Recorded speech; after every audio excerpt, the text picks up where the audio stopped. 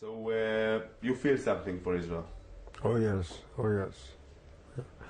I give money to Israel, you know. I do everything possible as an outsider to do help Israel wherever I can and speak for Israel and do whatever. Yeah. What did you do during your pension period since 1989? It's a lot of years. What did I do? Yes, I had a big problem on my head. No sooner did I retire, my wife got very sick. And I spent lots of time with her.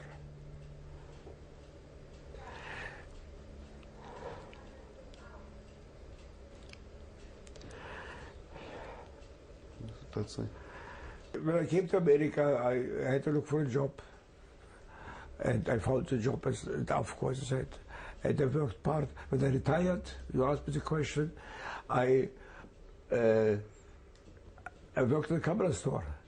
I worked in cameras. I love cameras. Cameras for me. I loved photography. I loved cameras.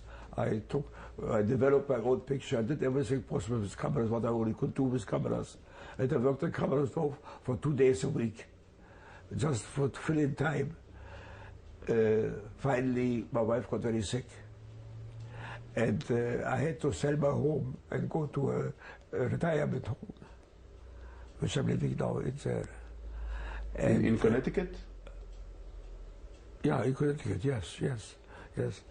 And my wife was very sick for many years, for 8 years she was sick.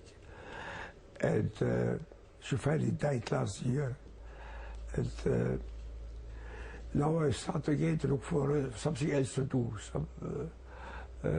some photography in the photography business, painting and so on. That's what I'm doing now. I'm a free. I'm not flying anymore. I don't want to fly anymore, because I think it's, even though we have a flying club and I could fly in the flying club at AFCO where I worked. We have a flying club, organized a flying club, and they want me to come to fly. I don't want to instruct anymore, because I say it's a big responsibility. If something happened to me, the students sit there, there's no good relationships then, you know. But I'm looking forward to go flying a little bit again in the springtime in the club, in our flying club. But that's it. Flying is finished for me. I'm too old for that now. That is. Comes a time when one has to quit, say that's enough. So far you are lucky, everything was right for you. Don't push your luck too much, you know. So not pushing my luck too much. So that's what it is. Now you see, my brother is sick. I came to visit him for a week. Now I have to go back again. My daughter came with me, and I broke my leg a couple of times here. I broke my leg 2 years ago. I slipped on the ice and broke my leg. Last few months ago, I fell in the ice. I broke my part of the body again, and I had to heal again. Now I'm healed, and so I'm all right. I'm well and kicking, so to speak. I don't know. Maybe because you were not here the last 50 years. Maybe you didn't know. Maybe no one could tell you that you are one of the 2 or 3 people, together with Zuckerberg, his way, Rappaport, his way, Henningson, that was your cadet. You were before Henningson, maybe together with you. You were one of the first founders of the aviation, civilian aviation, and later on military aviation in Israel. Yes, you were starting it. I am, excuse me, I'm aware of that, I know that. But I'm not going to publicize that and to tell everybody that. Either the people know that, they appreciate that, fine. If they don't appreciate it, don't know that, also good. I know what I did. I know my part. I did what I could do for the advancement of the Israeli aviation. I did everything I could only do. There you go. Uri,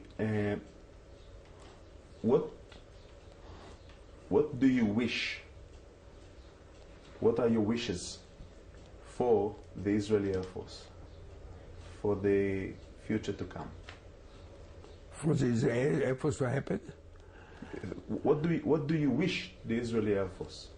What are your best wishes for the Israeli Air Force? I wish the Israeli Air Force all the very best. I don't know how. I hope there will be no war again. But if there should be war, I hope that the Air Force will be again there where it was before, right on top of everything, and do their job as good as only possible, only better. That's what shall I tell you? The Israeli Air Force is very much on my mind. I don't know anybody there. I don't know who the pilots are, but I know there must be good pilots, and I know they're getting training in America. They're getting training there, and so I wish them the very, very best. I only can wish, and I hope they never have to go out fighting again as they did in the last few wars with the Arabs. I hope that will be the end of warfare and the end of hating each other and wishing each other to go away. You know, what can I tell you? I'm very much attached with Israel, with the Israeli Air Force, with it all. I read the papers. I know what's going on. I understand, and but I have no contact with the people. That's Some of them really miss you. People like Abarbanel, Feingersh, and others it's really nice miss to you. know. It's nice to know. It's nice to know that there are people who appreciate my work at that time and think that I did the right thing for the advancement of the aviation, for the advancement of Israel and such. That's nice to know. But you know, there was an epoch of my life which is finished, which is completed, and a new epoch has started. Unfortunately, not in Israel, somewhere else. It's a new epoch, and I have to deal with that now. I have to deal with that as much as I can, as good as I can. Okay, we're going to finish this interview. I thank you very much for asking me here, and it was my pleasure to tell you what I could remember. And I'm sorry that it didn't work over so well with English and Hebrew, you know. I mixed things up. It was not very easy to consider one language only, you know. It was great, and it was very good Hebrish interview. Okay, Hebrish. thank you very much. יום ד' ז' בניסן תשס"ו, 5 באפריל 2006.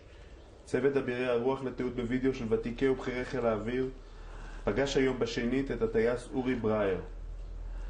גם אולריש, גם אשר בתקופה מסוימת. אורי ברייר, יליד פולין, אבל באוריינטציה של מוצא גרמני, יקי. מחלוצי התעופה העברית הטרום-מדינתית. מראשוני חלוצי התעופה העברית הטרום-מדינתית. טיסנאי, דואה וטייס בשנות ה-30 של המאה ה-20. טייס, מדריך טיסה וטייס תובלה בחיל האוויר המלכותי הבריטי בתקופת מלחמת העולם השנייה. טייס ומדריך טיסה ראשי בחברת אווירון.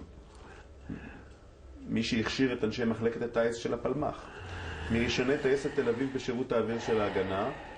מי שביצע, בין השאר, בליל שני ביוני 1948, את הפצצת עיר הבירה הירדנית רבת עמון במטוס רפיד של חיל האוויר. אחד הטייסים הישראליים היחידים בלהק תובלה אווירית, לימים טייסת 106 על מטוסי התובלה האסטרטגיים, כולל מבצעי בלק ואבק. הוא מפקד בית הספר למטוסים דו-מנועיים, קונסולים ואנסונים, טייסי תובלה ונווטים, מיד לאחר מלחמת העצמאות. לימין, אחד הטייסים הישראלים הראשונים בחברת התעופה הלאומית אל על, הוא קברניט בחברה, וכאן למדנו שזה גרם לו למשבר ולשברון לב אמיתי, דווקא החלוציות הזו. בשני המפגשים התיעודיים שקיימנו עמו אתמול והיום, גבינו מאורי ברייר עדות אישית מאוד מרגשת על פועלו בתעופה העברית ובחיל האוויר, ואודות חלקו הנכבד יותר מכפי שהוא מייחס לעצמו בהנחת היסודות האיתנים לחיל האוויר הישראלי. שני המפגשים התיעודיים עם אורי ברייר התקיימו בבית גיסתו שושנה ואחיו משה ברייר ברחוב חורשת האורנים שבמושב בני ציון שבשרון. ושהמשפחה הזאת המשיכה ברובה לכיוון של חקלאות, שהוא הכיוון המקורי. אתה בכלל סטית מהכיוון המקורי והמראת מהקרקע למחוזות אחרים. אני חייב לציין, אנחנו נאמר רגע את הפרטים הכלליים ואז אני אומר משהו. בצוות ההפקה, הצלמות דנה זוהר ורעות משאווי, התחקירנית והמפיקה היא סגן מור ברנט, ראיין אבי משה סגל, עוצר מוזיאון חיל אוויר בחצרים. אני מודה לך, אורי ברייר. אני רוצה להגיד לך שזה הראיון החשוב ביותר שקיימתי עם מישהו בחמש השנים האחרונות שבהן אנחנו מראיינים את ותיקי ובחירי חיל האוויר. מפני שאין אף אחד שקדם לך ואין אף אחד חשוב יותר ממך בהקמתו של חיל האוויר הישראלי בשנותיו הראשונות, ואתה מגיע לך לדעת את זה. תודה רבה לך על כל מה שעשית, בריאות ואריכות ימים. אני מודה לך מאוד, פרופסור. תודה לך מאוד.